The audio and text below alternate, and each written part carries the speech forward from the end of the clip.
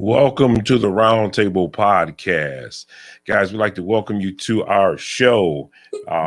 Like always, we come on every Sunday at 4:30. Well, I keep saying 4:30, where it's actually 40.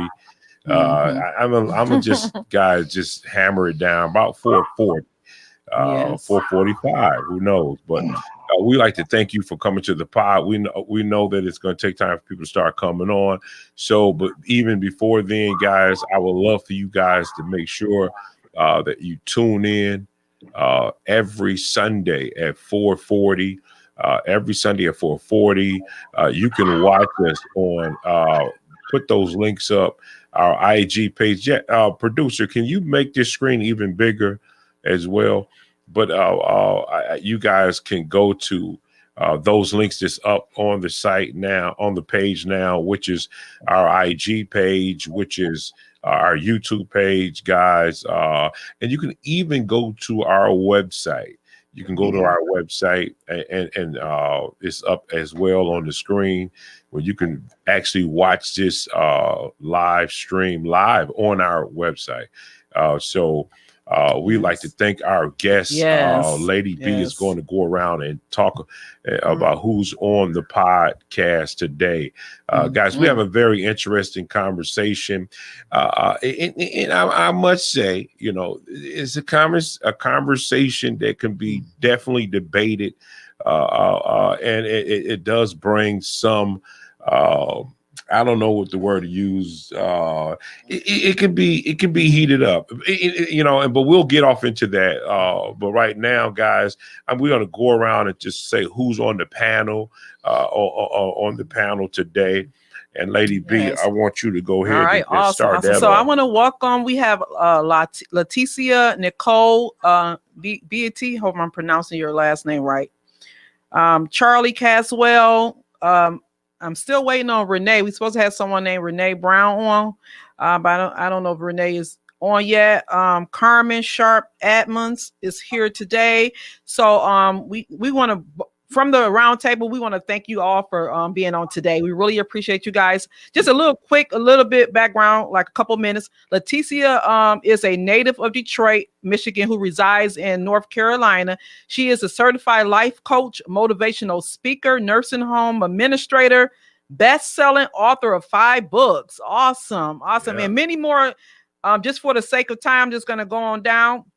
We also have Charlie Caswell Jr. was born and raised in the projects of Dixie Homes in North Memphis as one of 17 siblings. Charlie had many disadvantages, such as high school dropout, lived in a drug-infested neighborhood, son of a single mother. But he also is a voice for the voiceless, a 3V leader. 3V leader is a movement for leaders to be visible, vocal, and valuable in their community, along with many more. So we're basically, and then we also have Carmen Edmonds. She's a mother. I'll let her kind of get more once she speaks. She's a wife and a detective of her son, which we will be discussing. Whose son was murdered in August of 2020. So we're going to get into all of that in just a momentarily, guys. That's right. Before we get into the storytelling, because we want to know what happened and what that Miss Carmen can tell us. I think I was informed that it's still under legal litigation or whatever is still on there. So some things you can't talk about. We understand that, but we're going to start this off. I want to play a video. Just so we can get this thing moving. And producer, I want you to put the video up of that judge link that I sent you. Let's put that video up so we can just get off into this. Okay, so guys, the topic, and you can, even if you play the video, it doesn't matter if it cuts me off. let's elaborate on what we're talking about today, Miss Okay, Lady B. so we will be discussing black on black crime and Black Lives Matters. We want to talk about the uproar when white and law enforcement kill blacks. However, when blacks kill blacks, there never seems to be any uproar or outpouring of blacks coming together or the community anyone against it. So when people make mention or have questions about this matter, some people feel that the focus is taken away from police brutality. So we're going to kind of get into that. We're going to talk about that. As well as what can we do to resolve it? This may not just be a one time. You can't get off, tell the whole story and probably in terms of breakdown. We're going to have to, work our way through this. So this won't be just a one-time pod and then we just forget about it. So, but if you do have that video, let's play this video. Comments relating black on black crime to killings by the KKK. Those comments from a Montgomery County judge got reaction from an NAACP leader, but it's not the response that you might expect. News Channel 5 Jason Lamb went to Clarksville to get a copy of the recordings. You're hearing new at 10 tonight. The judge made the comment about black on black crime during a homicide case where people in two cars were driving down the road shooting at each other until one person was shot and killed. Morning, Your Honor. It started out as just another day on the bench for Montgomery County Judge Wayne Shelton. State versus Merriweather. A preliminary hearing for Merriweather, who police say was part of two groups shooting at each other driving down the road in November. Police say one person was killed, and with the crash, it ended. But for Judge Shelton, to the public, things were just getting started. Just tired of seeing black men shooting at each other in this community, in this nation. I don't understand it. I grew up in a town when people wore white robes and they shot at black people. Now we see young black men wearing black hoodies shooting at black men and doing much more effective job than the Klan ever thought about doing. I'm sick of it. As you might expect, the head of the Clarksville branch of the NAACP turn it up, producer. Words after hearing that from the judge, but they were words. And he was just trying to make a point in support of him. The judge was on point. He was on point when he actually made that analogy. He says he knows Judge Shelton and agrees with him in this case. When you use that as an analogy, they are doing a better job because they are killing one another. They're killing one another. He says people who might criticize what Judge Shelton said need to look at themselves first. Let's cut that video. What are they doing? Okay, guys, and if you didn't understand the video, obviously it was a crime that was committed between two groups of people. I don't know if it was two gangs. They were shooting one another. Someone got killed. The judge said he's tired of this happening. He said we're helping the KKK out to help them fulfill. Well, they don't have to step in and fulfill those obligations to take us out because the KKK is doing it for. I mean, we're doing it. Yeah, we doing the black on black crime is doing it for them, and I mean that's pretty deep to make that statement that we're helping them out.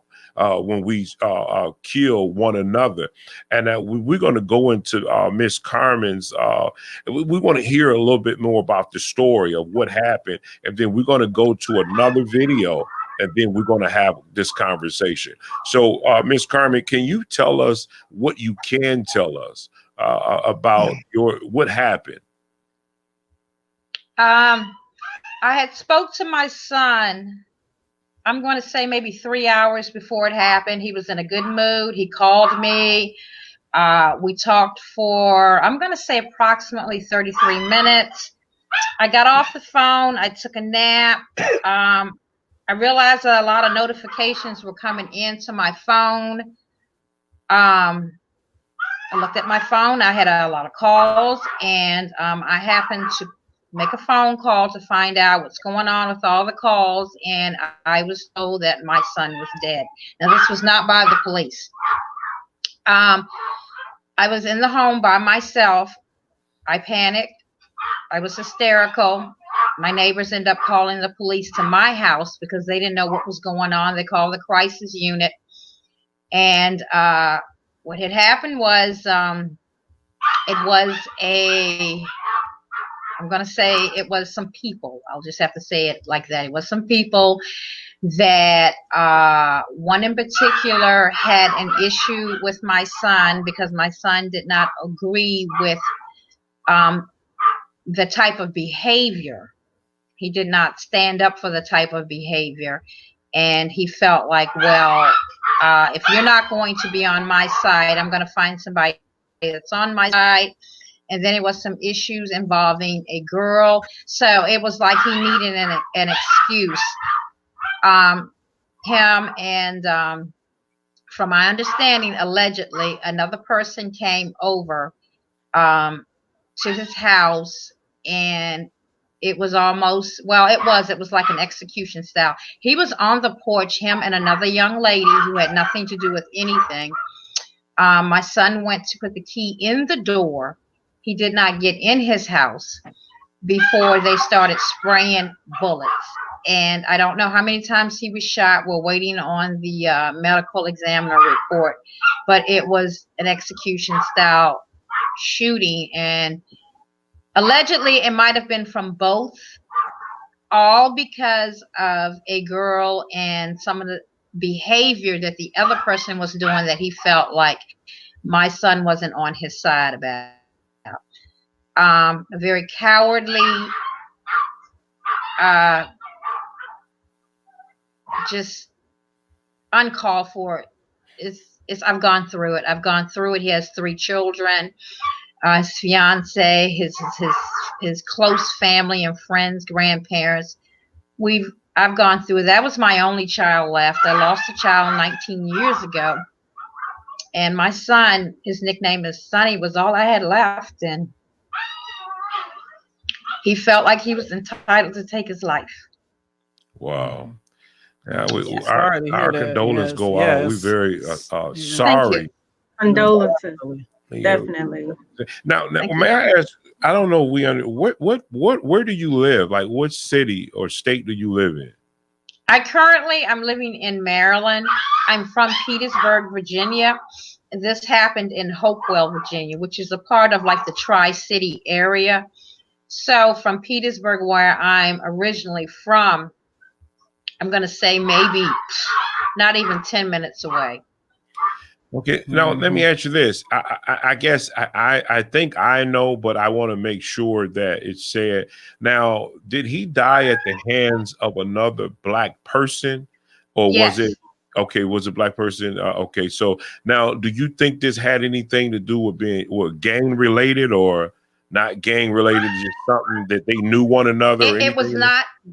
No, it was not gang related, contrary to, of course, rumors. This was not gang related. This was a difference of opinion from another individual who felt like, well, if you're not going to be on my side, it's almost as if you were in school and, you have your friends. And if you have one friend that kind of strays away and it's like, okay, well, I don't agree with what you're doing, then you feel somewhat offended. You feel defeated. So I think he felt defeated. And because of that, he went and I don't want to say too much. He decided to do what he did. Okay. I still, it's 3 months and I still sometimes wake up and says, this isn't real. It's tragic. Was he in pain? The things that the mother, as a mother, I think of, was he in pain when he died?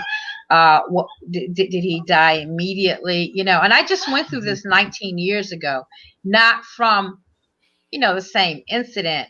So now, it's kind of just heartening when I have to say, well, I'm going to the same cemetery to see my children who are less than 50 feet apart.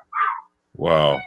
It's already good to hear. Now, let me ask you this. The community that this happened in, what type of community was it? Is it a community where the violence is high or it's not high? Is it a lot of black on black crime in that community? Is it a diverse community? The city itself, their crime is moving upward. The neighborhood itself, it's not. It was a very nice neighborhood. Kind of reminded me of Mayberry. It was a very nice neighborhood. It's just unfortunate that, as in any neighborhood, whether it be, and this neighborhood also, was both white and black. So, unfortunately, it can happen anywhere. And it just happened to happen in that neighborhood.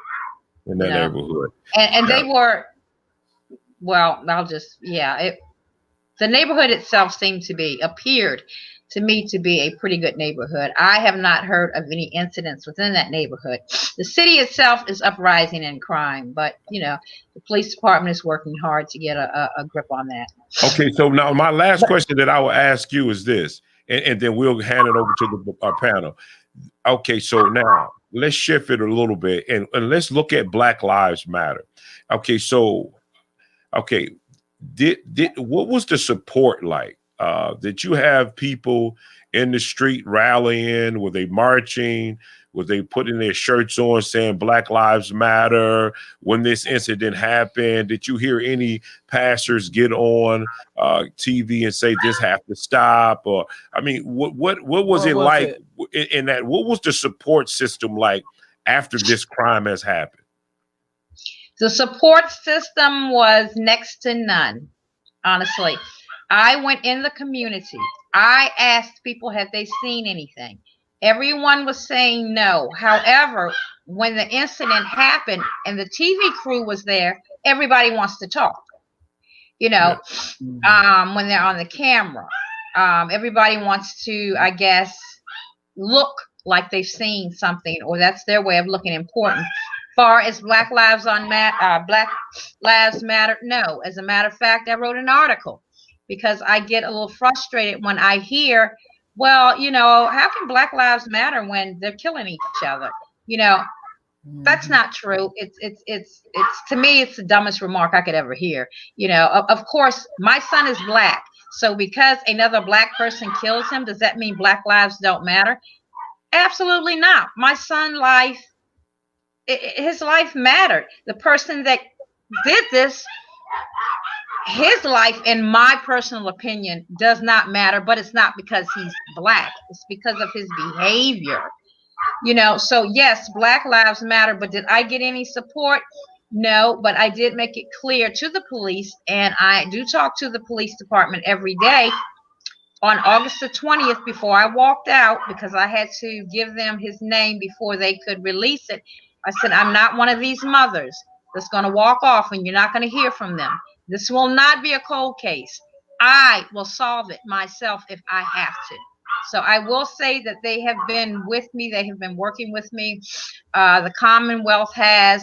But as far as any support from the community or Black Lives Matter, no, because they look at it as one black killed another. Oh, well. That's right. Or they assume, oh, it must have had to do something with drugs, or it had to do something with colors or gang, all these assumptions. But regardless as to what it is, it does not entitle anyone to take someone's life. That's right. And two people, it was a double homicide. 2 people lost their lives. Wow. Okay. I'm thinking it was just the son. Okay. So it was 2 people. Oh, wow. Double homicide. So now, do anybody have any questions that they would like to ask before we just get off into, because I want to talk about the difference. What is the difference between if someone outside of our community, and when I mean community in this perspective, I mean in terms of being black, whether that be police, whether it be dying by the hand of someone else other than another black man. What is the difference between the killings that happens within our community, from the killings that happen through law enforcement or whoever else that's not in our community. What is the difference? And this is for the panel. Is there a difference? Because there's some people that might say there is a difference. The difference is that police officer doesn't go to jail. He doesn't go to prison, where someone in our community, meaning a black person who kills another black person, they will eventually go to jail, or if they're caught, they're convicted. So it is showing that this person is paying for the crime that was committed. So that's the question that I want to ask first of the board. Is there a difference? And that's for anybody to answer that. The only difference I can see is how and hi you guys, my name is Letitia Nicole. If you can hear me. And the only difference that I understand is, for one, is cultural differences, is political differences, and it's also, I'm gonna stick with cultural. We tend to somewhat give our race more mercy for some reason. And I believe that's how culturally, that's how racists do. Which, is it wrong? Is it right? It's wrong, because death is death, killing is killing. Based on, it doesn't matter who killed who. But I think because culturally, we know how we grew up. We know, if we were a product of the hood, we know we give each other excuses. They in a gang, and when someone of a different race or different culture tends to, kill one of our own, then we go, we go march, and that's not right. But I believe it's culturally, I believe it's a learned behavior. And I believe it comes from slavery. I mean, that's where I believe it's seeds that have manifested throughout decades. And here we are, and it's okay if we kill each other, but it's not okay if somebody else shoots your brother. Anybody else who want to add to that? I agree, and I'm glad that you presented the fact of slavery, and I've often said that I do think that slavery, the generations forward, they still have that unfortunately, that mentality, even down to disciplining. It all goes back to slavery. Is it working? No, it's not. But it's kind of hard to change that type of mentality. So what we have to do is figure out, as a group of people, how to change those thoughts, how to change those mentality. We try to teach in school, we try to advocate for it, but at the same time, it's coming from home, and it's hard to fight what comes from home. That's right. And let's put the names back up again, Miss the producer, so those who are looking into on the podcast can see the names of the individuals. If we can share those names. Yeah, okay, guys. It looked like our male guest was about to speak. I don't know if you're muted. Looked like he started to speak a couple of times. I don't know if he's Mr. Caswell. Yeah, okay, I'm sorry.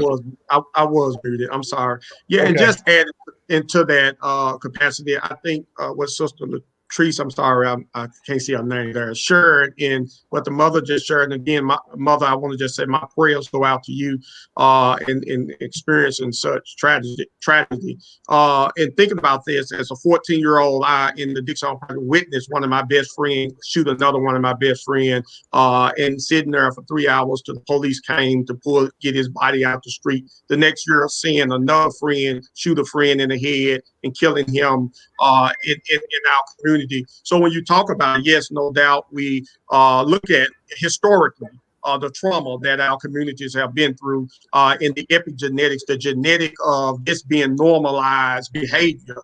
And so when that's all you see, so for me, all I saw growing up was, or hearing about, was us killing us, black killing black. I didn't really see or hear about what the police killing, black. It happened. I know we're coming out of civil rights and the things that we begin to see on TV, but genetically, I think it's embedded into us to rationalize, because we know the people, we know the hood, or we think we know, and so therefore not to come against them. But then when it's somebody else, such as a police officer, then that's when it tends to get ugly, because that's not normal in some of our capacity. So yeah, I think and a lot of my work is behind adverse childhood experience and understanding the trauma from childhood and how people get caught up in freeze, fight, and flight because of that trauma. And I think a lot of us are grown ups in stature, but the mentality is still frozen into what happened as a child, and that's what's been normalized. I have a question, so to the panel.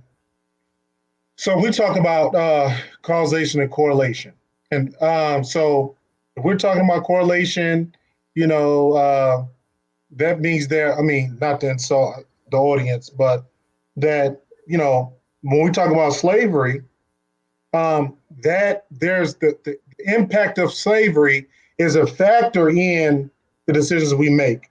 And then causation is because of slavery, it directly causes us to engage in black on black crime. So my question is it causation or correlation? Because if it's correlation, that means we still have a choice not to kill one another. So my question is, are we saying that the angels of slavery causes us, that we don't have a choice, or is it correlated and we do have a choice?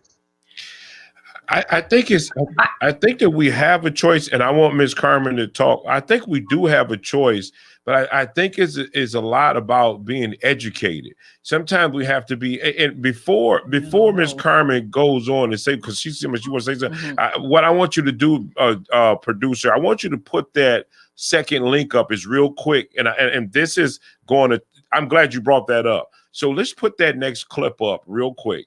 The one that I showed you, I want you to post that one because this has a lot to. Well, I won't say it has a lot to do with it, but it makes us think. It's something that we can think about. And let's push this. When black people wake up, turn it up. Make sure it goes up loud. Intellectually independent enough to think for themselves. Push it back. Actually, push it back. Just start over. Intellectually independent enough. Let's start over. When black people wake up and become intellectually independent enough to think for themselves, as other humans are intellectually independent enough to think for themselves, then the black man will think like a black man, and he will feel for other black people. And this new thinking and feeling will cause black people to stick together. And then at that point, you'll have a situation where when you attack one black man, you are attacking all black men. And this type of black thinking will cause all black people to stick together. And this type of thinking also will bring an end to the brutality inflicted upon black people by white people. And it is the only thing that will bring an end to it. No federal court, state court, or city court will bring an end to it. It's something that the black man has to bring an end to himself. Okay, let's stop that video right there. Okay, so now saying what you're saying, and Ms. Carmen, I want you to talk. So to me, that answers a lot of questions. It is about us taking the time to just think. We have to start understanding what the definition of matter means. So we say that word Black Lives Matters, but when we put that defined word, and let's put that word up on the screen, producer, and when we see what that means, that word, is that the definition? To be important. Yeah. So my thing is, it's of value. So it's some value. So if we're looking at what Malcolm X said, and again, we're not saying it because we believers of Malcolm X. We just listening to what he said. He used that word independently, become a thinker. A thinker of who you are as a person, and valuing life. When we begin to understand who we are, then guess what? I can understand who I'm pulling the trigger on. I can tell you that I can find other ways and resources because I value life to say that this kind, whatever you did, was it so extreme where I need to take a gun and take you out?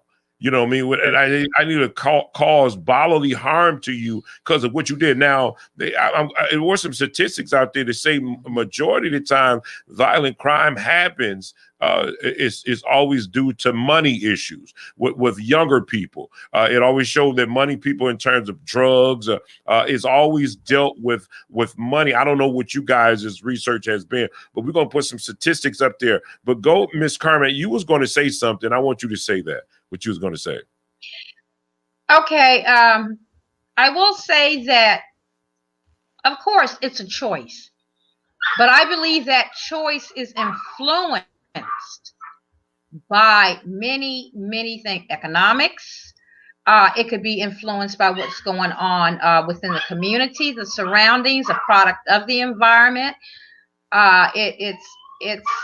There are a lot of factors out there. And as far as when you're saying Black lives matter, the word matter is very important, because what we need to get out there and get our young Black men and women to understand is that we do matter. It's not that we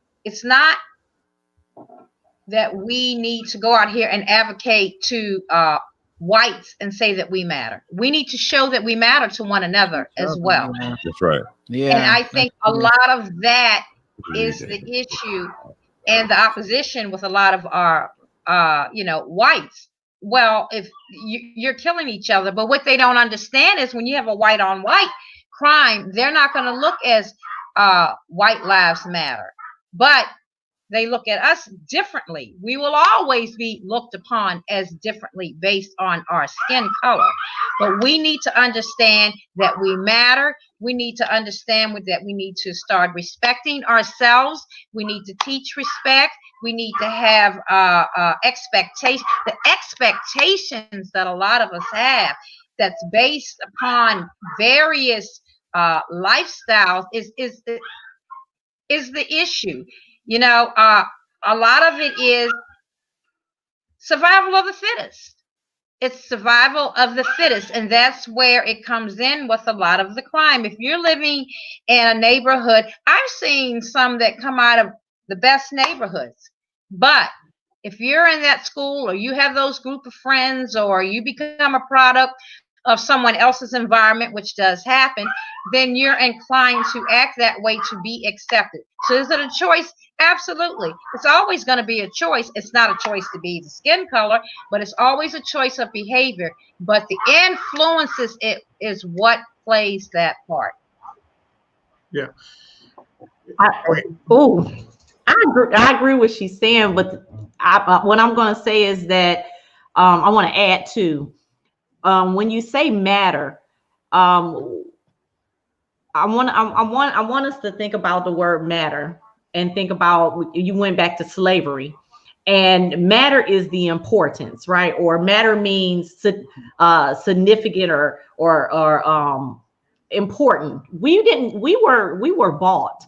They treated us like furniture, right? So of course, to another culture, that bought us, that beat us, that killed us, we weren't important, right? And I believe it has been a learned behavior that we're not important to each other. It's like survival of the fittest. It becomes, and that's why I believe it is a learned behavior from slavery. And if you don't get out of the behavior, and it's a mindset. Thank you. It's a mindset. You can tell I'm a preacher. I'm gonna say thank you, God. So it's a mindset. And in order to be different, you have to change the mindset, right? You have to renew the mindset. And unfortunately, some people in our culture, and a lot of us in our culture, have not renewed our mindset to see the importance of our Blackness, the importance of just who we are. So that's what I wanted to add to that. So let me ask you a question about in relation to that. When we talk about the learned behavior, I was reading how when we came out of well, first when I was reading show the names in slavery, there was, though there was slaves, there were unity amongst the slaves themselves, generally speaking, from what I was reading. But secondly, from what I read, when they came into Reconstruction, blacks came from the North after the Emancipation Proclamation. They came down to teach, educate, work with other blacks. It seems like there was periods post-slavery where there was unity and blacks trying to come together and work collectively together. So it seemed like there was a period where, I mean, we say it's learned, but historically, when I read, there were many times we were trying to be unified historically and work together. And so you could probably, that's true. You could probably pull those same instances, RW3, throughout our, timeline when you look at, from the 60s of the Black Power movement. But, we had a movement, I grew up in the 90s, and we had a movement with India Arie and Black women being proud of themselves and proud of their beauty. It's funny, but we had Sir Mix-a-Lot. But what Sir Mix-a-Lot did is changed the concept of beauty forever. Because pre-Mix-a-Lot, big booties was, and I'm just keeping it real, right? That wasn't the image of beauty. That wasn't what you saw on the TV. That wasn't what little girls wanted to be. But after that, and the whole hip hop culture and how it infused in normal society, now all of a sudden, the image of beauty has been modified or changed. But I just think that we have external forces, right, that continue to push against us. And every time we take like Good Times, every time you take a step up, it's always something knocking you 2 steps back. So our culture, unlike other cultures, we're constantly at war with our own, dealing with our trauma. Like Mr. Caswell said, we are in a constant state of trauma. Constant. It's not, and when you talk about the ACEs, there are a lot of people, a lot of children with color that end up with many factors that shape how they feel who they are. So when you talk about deconstructing how they think, somebody was talking about this is a mental thing. You have to, it's a multifaceted approach. It cannot be one thing. It has to be multifaceted because it's so many things that are coming at us in order for us to continue to move forward. So that's my piece. No, that's a good piece. Mr. Caswell, you have Caswell, I'm sorry. Yeah. You have a lot to say. You've been patiently. Yeah. I want you to. Well, and again, I thank you. I know Mother Carmen. I'll let her, if she has something to say, I can let her go before me. But if you have anything, I'll be. Okay. Well, I just want to say this is that the work that I do going into juvenile court and working with the young people that's charged with aggravated robbery, aggravated murder, and so I done training with many of these young people about adverse childhood experience. And I asked the question out of about 50 young men, how many of y'all have a father figure in the house? 99% never known their father. And for almost 20 years doing this work, I've been running a program for fatherhood for young men. And many times the young men look at me angry because what they see is a person they never saw. That person, when we talk about matter, a Black man that was not there, that showed them that they matter. So the hurt people hurt people. So when we see these angry young men who can take another man's life, another Black man's life, he's really mad at that Black daddy who was never there. Where was that king who I heard roaring on the inside of me that was not there to help me understand how do I grow up to be a king? And so because we're not training them to be the king that they are, and they don't know who they are, they take another person's life because it does not matter and they have not been trained. 70% of the homes in my community are single parent households. So these young men don't know a man who can teach them that their lives matter. And until we do that in our communities, that, I think we're going to continue to see some of the cycles we see. And see, that is so good right there. That I love is. that. I love that. The fact that you said that, you know, and see, this is what I want to ask this question and throw it out to the panel. Should the word Black Lives Matter, should it be targeted towards our own community more so than towards police brutality? I mean, we know police brutality. We know that happens. We know it goes on. But before you answer that, I'm going to show you some stats. And producer, I want you to put these stats up to show you that. I guess I was always taught you work on where the problem is. You work on where the solution comes by working where the problem is, and the problem shows up if it's consistent. It's constantly happening, and we know that black on black, if we want to use the word black on black crime, been happening for years. And I'm going to throw this out there, maybe somewhat touching, but I believe that it's more of us killing one another than police killing us. If we, I don't, you know, we're going to put some stats up there. Here's some stats here. Can you read that, Lady B? In Chicago, Illinois, from January 1st, 2010 through July 8th, 2020 of this year, Black homicide victims accounted for 4,374, according to the Fox News article. And can you show me and from 2013 to 2020, the police department in the state of Michigan have killed 43 black men. Black men. So we see, and there's more stats to that. Yeah. We see that this is a consistent thing in terms of our community. Here's how can we analyze this? Black on black American crime. It's telling you right here numbers. Yeah, that's showing the murder rate of blacks on blacks. So it's showing you the different parts. The murder and in other words, we're the highest. 5,025. Right. 5,025. It's definitely the highest. Okay, so what are we saying? We're saying that is this word, and I'm going to go there. Is the word Black Lives Matter in terms of its organization? Because the organization, is it misguided? Is it misguided, and it should be redirected more towards our communities to tell us, because like the brother said, Mr. Caswell, when he mentioned about how these young brothers are killing, but they feel like life doesn't mean anything to them. They don't feel like they're of value, because so if it matters, how can it matter to someone else outside our community when within our community we don't feel like no one cares about us? So in that, it's not that hard to take another person's life, because it doesn't mean your life doesn't mean anything to me, because I wasn't brought up in a loving home or someone that seemed that they actually cared about me. So I'm going back to it.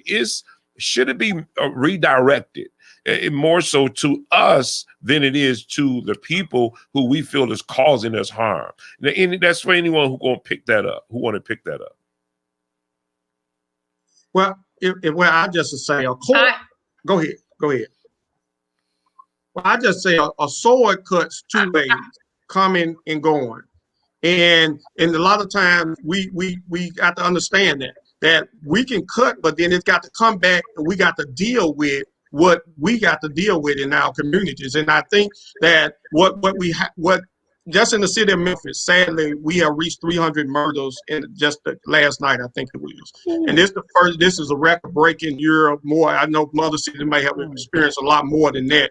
But sadly, almost 90% of those were black on black killings in our community, and a good majority of that was domestic violence in our community, people that knew each other that killed each other. And so it goes back for me that when you don't deal with the root issues, I got 5 daughters, and I tell my daughters often, don't marry a man that you have not, and I give them the adverse childhood experience assessment, unless you ask them these questions. Have you ever been abused as a child? Have you ever been swerved? Have your parents on drugs, physical abuse, emotional abuse? And if you don't, if a person been that, then they're gonna give what they got. They can't give nothing else. If they, and so if we as a community know in our community we have the high violence, high crime, and then we just go up and give our dollars over to somebody out of that environment and think that something different is going to be happening for them. We got to search within ourselves and say again, what are we doing to change that culture and that mindset of the individuals within this environment? And I hear you, Mother Carmen, when she said that it was like a good community that her child got killed in, you know. So, but at the same point, I deal with kids out of suburban communities as well that's emotionally torn up because they mom and daddy had gave them PlayStations and all that, but they gave them no time to spend with them. So when you talk about money, its value is because they value stuff, then they value life because nobody gave me life or spoke life into me. That's really good. I think that's really good. Yeah. So guys, let me hear you. What do you think about that? Is it misdirected in terms of the organization? Is it misdirected? Should it be targeted, or should they be another? I made a statement on one of these platforms when they went through Black Lives Matter. Obviously, was a pastor, and he just tore apart Black Lives Matter, the organization, and there were just so many people coming against that statement. And I went up and I said, well, there's a lot of African Americans that doesn't necessarily support the organization, but they support the statement of what said Black lives do matter. And then I said that, you know, to me is a blanket statement that's thrown out there, and maybe it should have been said Black lives matter too, or Black lives matter as well, so that it can concentrate and be more specific towards we also matter. We know you matter, but we matter too. So because there's so much debate goes against that one statement. So all I'm asking, is it misguided? I mean, do we mean Black Lives Matter only to police officers when they take our lives, and these police officers don't go to prison or don't be reprimanded for what they've done? Or should it go towards the Black community? Say, hey, listen, Black Lives Matter first with us, because what Malcolm X said, it was true. If we begin to understand who we are as people, who we are, coming out of slavery, who we are, but at the same time, taking value to one another. Only way I can value someone else is I value myself. If I take pride in who I am and who created me, my creator, then I can look at other people and know that I care about you as well. So that's my sense. So is it misdirected? I want to focus in on that. I want you guys to, let's talk about that. Is the statement? I just want to say two words. Well, not a little bit too. It has to be multifaceted, as I mentioned earlier, because we can't assume that all Black people are in the same state of mind. Black people are multidimensional, multidynamic. You know, so you have groups of people, like even some of the guests that we've had on here, just the guests we had on last week, talking about how to obtain land and come up with solutions for our food deserts within our neighborhood. I mean, you have people out there that love the community and are willing to do everything it takes to bring up the community. And I'll let other people talk. Mm-hmm.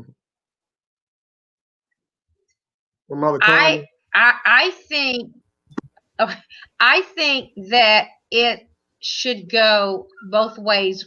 We need to make it clear to others that yes, Black Lives Matter. We need to make it clear to our own that Black Lives Matter.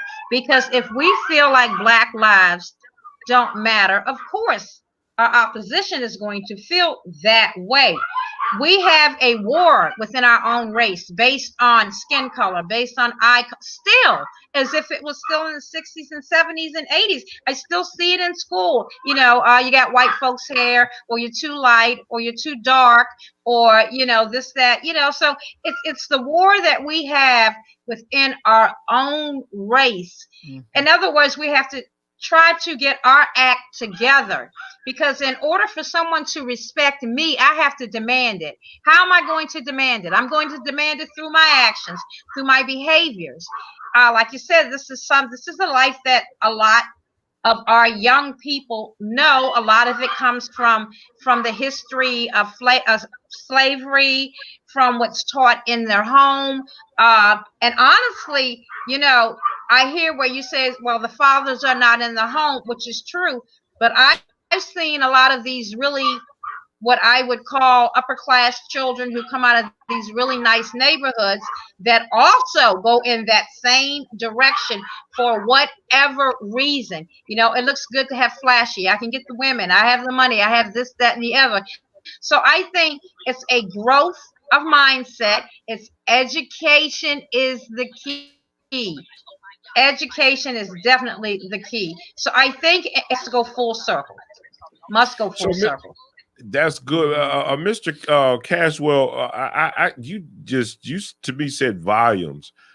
You bring in real data. You're out there in the trenches, dealing with these young black men. You're understanding the mindset of these young black men. What do you think? And we understand that it's a mindset. We get that, or there's not enough love in the home. That's actually because okay. So before you go there, you know, I'm trying to let me use the word. I think rear my child, my son, more so into less video games. You know, to get out of that in different chat rooms that, you know, they can get into. And I'm trying to bring them out of that. And it's so easy to throw a video game in his face, and then I can go about doing what I need to do because I know that this is what he likes to do. So now he's good, and I can. But now the games he play is shooting games. A lot of shooting games, and he played with his friends and different things such that nature. And my mindset, he came to me the other day because I took the game away. And I said, listen, you know, I want you to focus on other things. But, you know, obviously when you pull a game away from a young person such as himself, a cold turkey. Now he came to me, he said, Dad, I feel like a void. He's like, I feel like this void is missing because I'm so used to playing video games, and I'm in these chat rooms with other guys playing video games, and I don't know what to do, how to feel that. You know, so you know, I had to have a man to boy conversation with him in terms of, you know, what you would do to fill that gap. I mean, it's personal things, but I had to just talk to him. But is that what you're talking about when you say we just can't put a video game in their face and think that's just enough? You know, what should we do to educate our kids, to show them that they are they can do other things, you know what I mean? And don't put their minds just on one focus, especially when it leads to violence, shooting games. There's plenty of them out here. So go ahead and talk about it. And I appreciate you saying that, because my son I got 5 girls, 1 boy. He loved video games too, but he loved not only the game, but me sitting there talking to him about guns and what guns don't kill people, people kill people. And when we fail to train our children about what a gun is supposed to be used for, that's to protect you and your family. That's not to go out and take somebody else's life. But like the game is just taking life. And so that's where we're failing, we easily, and we got to understand, we are in a technical, logical society. We're not in grandma and them society, where the only role model in most of our communities growing up at that back then was grandmama, granddad, the teacher, or somebody that we wanted to aspire to be. But now we got the hip hop culture that brought along the gang culture, that brought along the drugs and alcohol and glorified it. And we don't say nothing to our kids with the headphones on, listening to that more than they listening to us, telling them about how to be a doctor or lawyers or somebody that's making a difference in society. So, because why?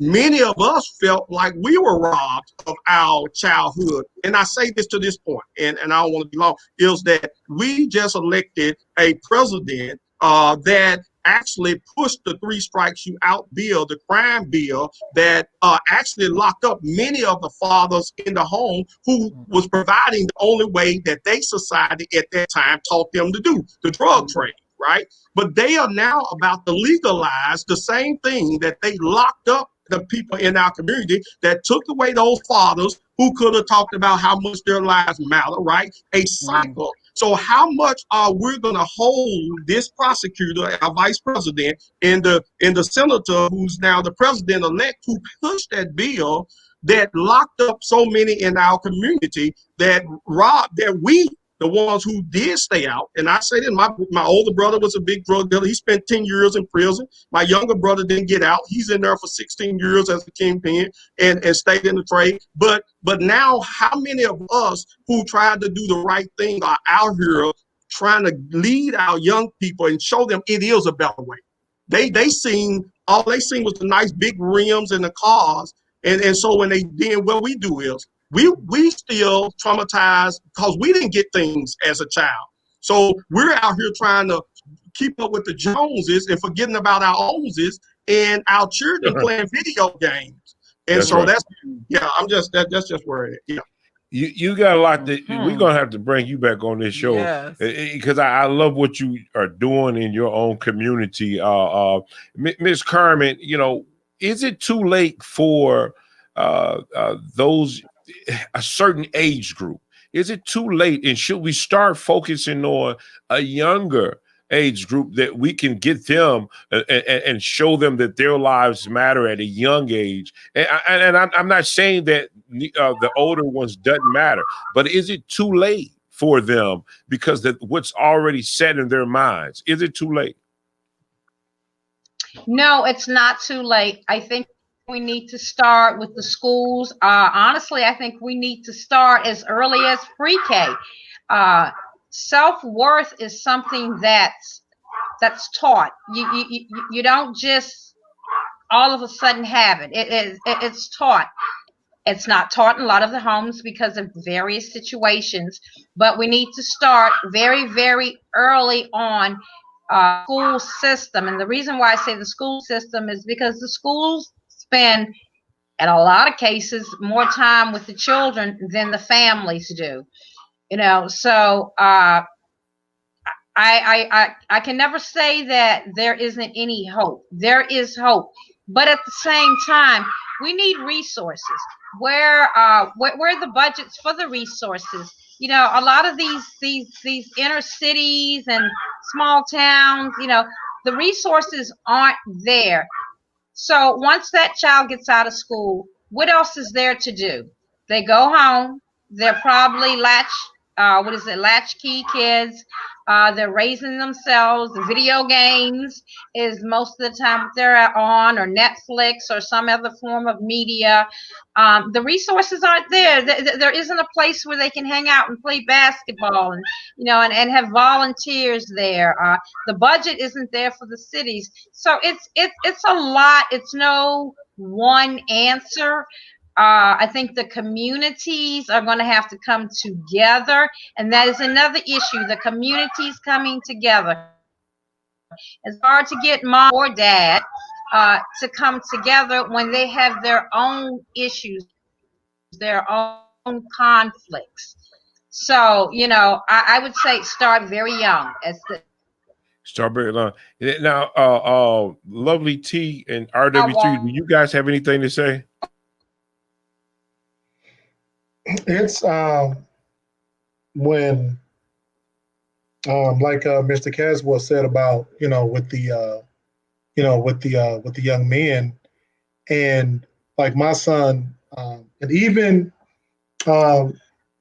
when we are outside of the home, there are, as a matter of fact, let me back up, because I know you probably remember, Mr. Caswell, when I think it was in the 60s, there was just situation where a couple things. One, because of the I hate to, not Medicaid, but getting public assistance. Public assistance, and systematically, if the man was in the home, right? They were, the ladies were pulled off public assistance. Yeah. So now, in order to receive the assistance that they needed, the man had to be away, from the home. And what's interesting, and which I push against, when I talk to people of other cultures, they think, well, people are getting public assistance because they're lazy, doesn't want to work. Because right now, as a matter of fact, the Supreme Court just the other day, they're taking up that argument now in the Supreme Court that Trump pushed through in terms of the Medicaid work rule. So that's back at the Supreme Court now that they're about to review.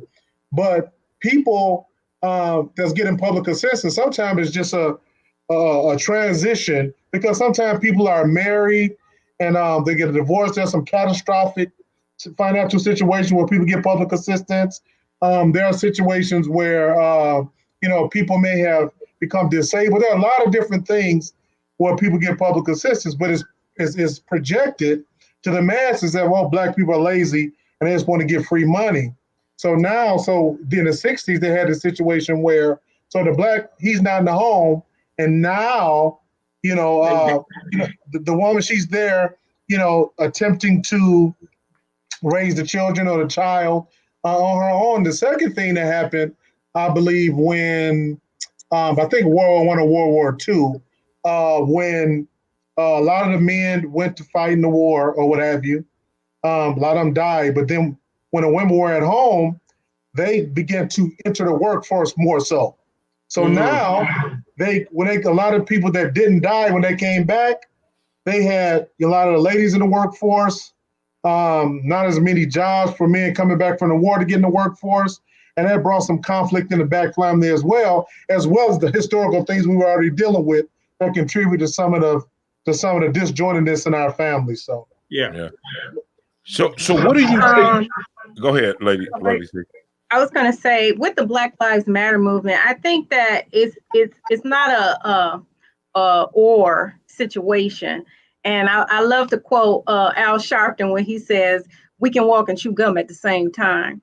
I think that they can just add more focus to Black love. We don't have to be totally against it. I mean, if you already were against it, you know what I'm saying? That's fine. But why can't we expand it, and include it and infuse it? Because however it needs to get to you is however it needs to get to you. Meaning, like, we're talking about intrinsic change, right? We're talking about that flower that grows out of the concrete, right? Like, the conditions for so many Black people are so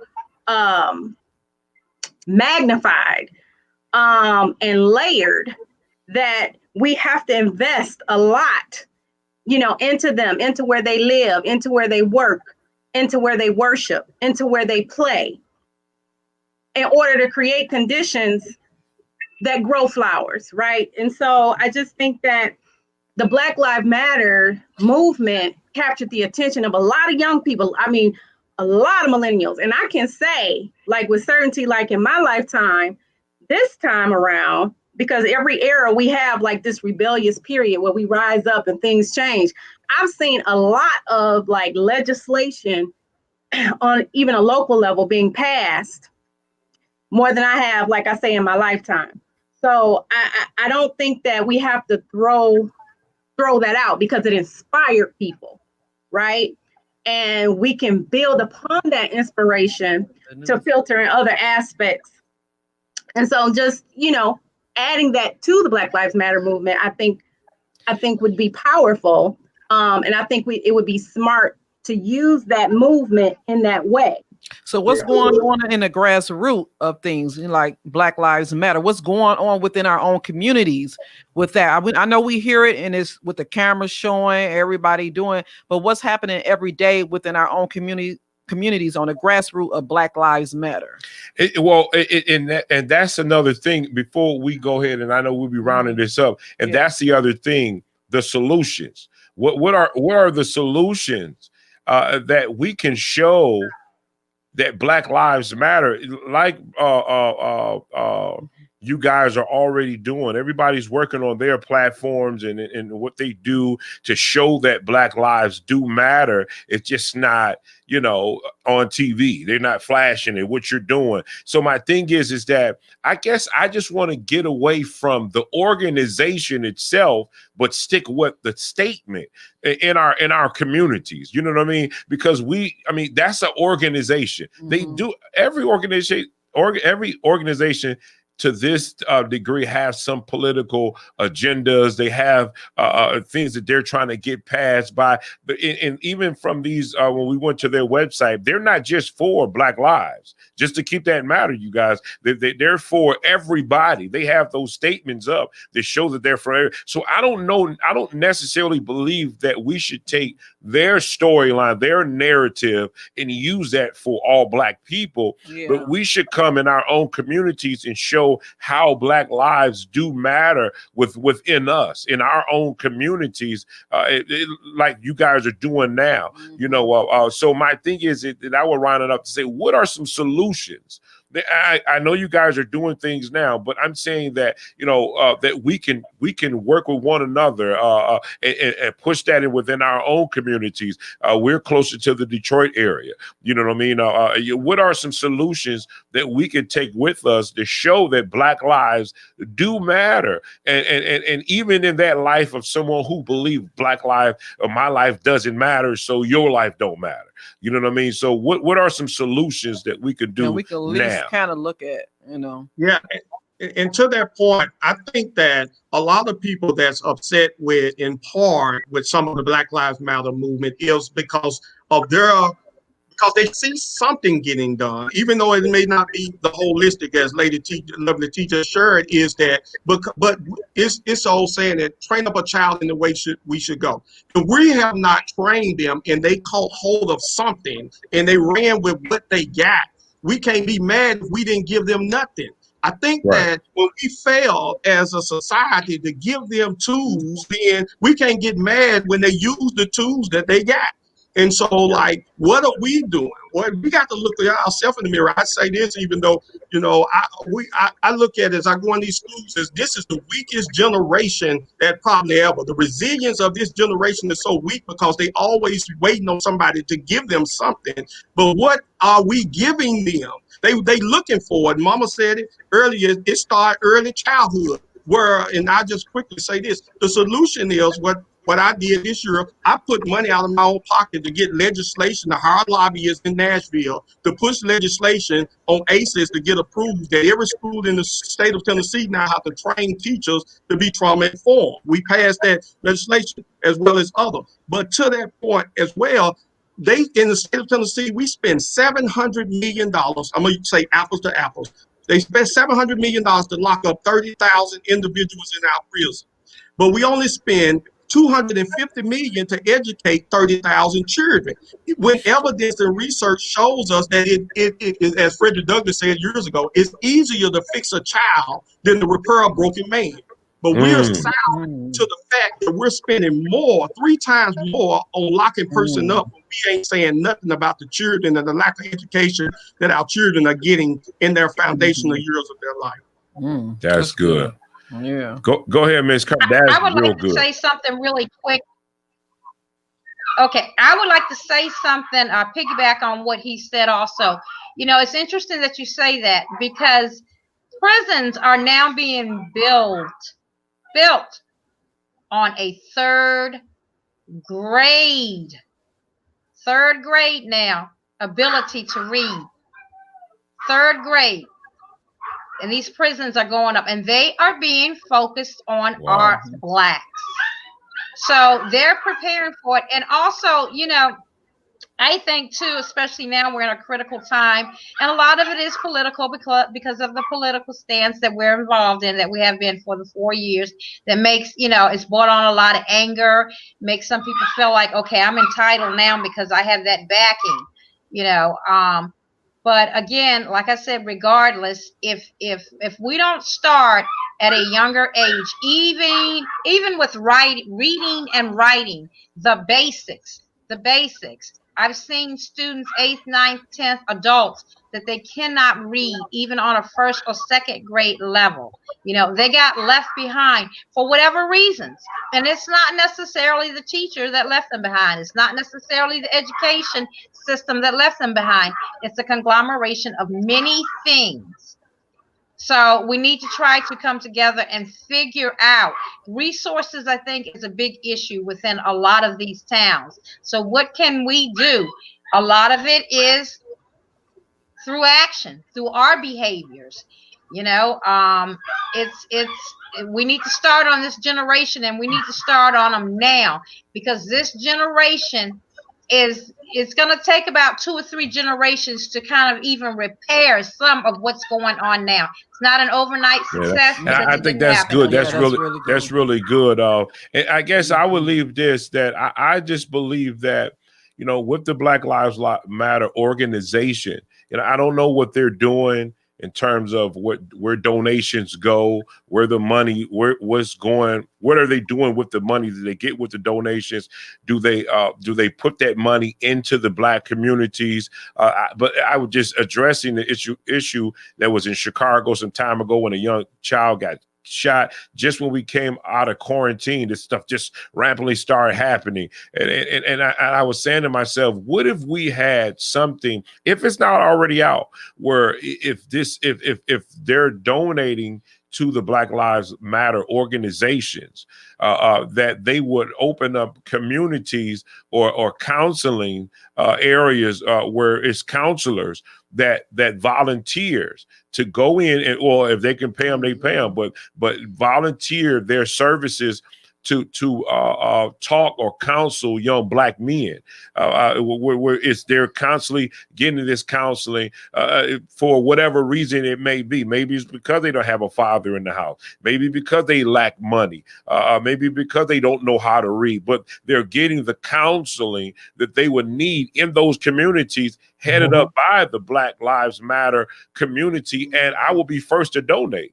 You know, to donate to that community, so they could just put these buildings or whatever you want to call them, nonprofits within those communities. At least, I don't know what they're doing, but at least that would be a start. If I had the money, I would do it. You know, I have a nonprofit, 501c3. Maybe we could look into this area. But I mean, could that work? Could something like that happen? Yeah, it's happening. I'm sorry. It's happening here in Memphis. I mean, that's what we're doing, and we partner with the University of Tennessee, took the evidence and research behind the impact of trauma, and walked into our police station, and I told the colonel, we cannot continue to lock these children up. At that year in 2016, when I did that, we had over 750 of our young men going to jail for the top 10 incidents in our community. We have reduced that down to 250 now a year, because they are now referring those children to us to get their ACEs assessed and connecting them with mental health counseling, and it's being paid for. And so I'll be glad to share with you, brother, with your nonprofit in Detroit, to in that area, to use the same evidence and data, same model. And get the University of Detroit or whoever there with a school of psychiatry, like we got the school of psychiatry girl, to partner with us to do this. And we were able to get a federal grant because of the work we began to do on our own without waiting on government or anybody to do it. So the action is, we just got to do it. And I think that when you do it, other people will buy into it. But I'll gladly take your check, because we already doing it. So. Yeah, that's right. No, that's right. That's right. So we got to look into what's going on with you guys down there, because we would love to be a support. So in saying that, guys, you know, I don't know, you know, it's so much. This didn't happen overnight. You know what I mean? You know, so I don't expect it to be cleaned up overnight. You know, especially with the mindset of some of our people out here. Black lives does matter. It does matter. But I think that we have to start by re-educating those who are out there, or who just feel like they're just lost. You know, they're out there lost. You know, I knew those type of guys who ride or die. You know, they didn't mind taking, you know, just to get what they needed to get, to take care of what they needed to take care of. If that come with a cost, then so be it. They didn't care, but that's the way the mentality was. You know what I mean? So we do understand this is not ending to this. We're not. We're talking about this because it obviously is being talked about, but we're sharing it on our platform, guys. We will love it if you like and share this podcast. And I want to know how can they reach out to you guys information wise? Do we have any anything we can flash on screen? Jersey should have it. The producer should have information in the docs. Okay, let's put up some information for each one of our whoever that we have to share. And guys, I hate just ending it like this because there's so much more to talk about. We're going to see if we can get this brother back on. It's just I don't like just ending something like this. We want solutions, more solutions. Let's talk about the solutions continuously, where we can try to make a difference, as well as the brother is making his difference here, doing so much where maybe something can work down on our end. And Lovely T, RW3, is it something going on in the city of Detroit that you guys are aware of? I know you guys in this sector of work. What do you think?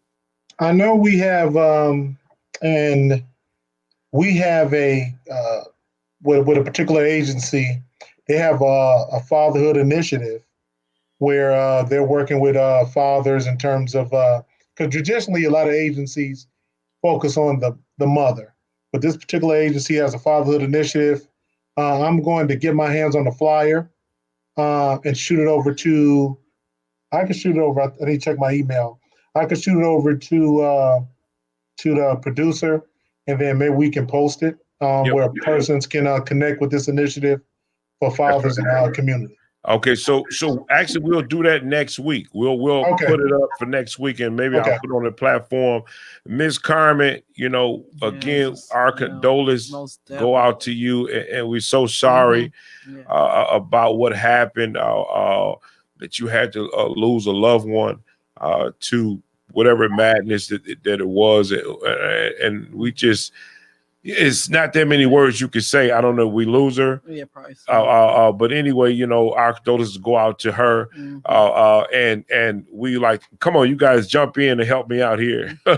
we thank Mr. Caswell. Thank you, Mr. Caswell. Appreciate all, we definitely want to stay in contact with Mr. Caswell because we definitely want to bring you back on again. If I mean your busy schedule, if you can bring you back on to talk about some things that you guys are doing down there and how it could be people that can support your organization as well. I wish we had some information, some donating information to donate to your. Do we have anything? It's on the screen there. Okay, good. If you guys would like to donate to his nonprofit, please do so. He's making a difference within his community. And we would love for you to donate to. We don't have people on here who just saying anything. We research them to make sure that these people who they are. And guys, so we know that. And Miss Carmen, you're going to definitely say something. We need you to say something, but we definitely want you to reach out to this organization and donate to this organization if you care, because Black Lives Matter, right? So let's go in and support this brother. Now, Miss Carmen, what you would say before we close out? Out of the young generation now, talk about it, be about it, become proactive in your community, become proactive in a child's life. They used to have this thing, no child left behind. I think we need to adopt that theory in our mindset and just, come together, just come together. We're not going to get everyone together, but do what we can. There's organizations out there, and let's just try to make a difference. One child at a time makes a big difference. That's right. And Carmen, Carmen, any way that Lovely T can catch up with you? Because I know early in the podcast, you mentioned about warring against each other, and she's warring against Black men, so she probably can need your assistance in de-escalating her war against brothers in the community, so she can catch up with you. Okay, I can give her my email. Okay, all right. Great. And disregard everything he said, but I would still love to have your email. Well, guys, we thank you for guys being a part of the pod. We thank you. We would love to have you. Kudos, and we hope everything goes well with you, Miss Carmen. Everything that you're blessed with, what it is that whatever needs to happen, we just hoping that everything happens and goes well with your family and with you guys' well-being. Like again, we send our condolences to your family, but we definitely, guys, gonna have to end the podcast. So guys, again, like, subscribe, share, send this out. And maybe this could be a help to someone who believes Black lives doesn't matter. Maybe you someone who believe that you didn't have a father, you didn't have a mother, and life doesn't make sense to you anymore. So you don't care about life. You know what I mean? So, but let me tell you this, that it does matter. Your life does matter. You are important, not just to other people, but if you know a God like I do, your life matters to him as well. So we just want to let you guys know that we love you, and I'm talking to those out there that are out there who don't believe that they're loved. So you are loved. So we're going to end the podcast, guys. Miss Carmen, we thank you for coming on. Mr. Caswell, we thank you for coming on, and we're going to stay in contact with you. And we will definitely reach out to Miss Carmen to see how things going in whichever way we can. So we thank you guys, and we're going to end the podcast like that. Make sure you like and subscribe again. And here's the page is up. Like and subscribe, and we will see you later. So see you later, guys. Peace out. We'll talk to you. 3 strikes. I'm out. All right. Thank you.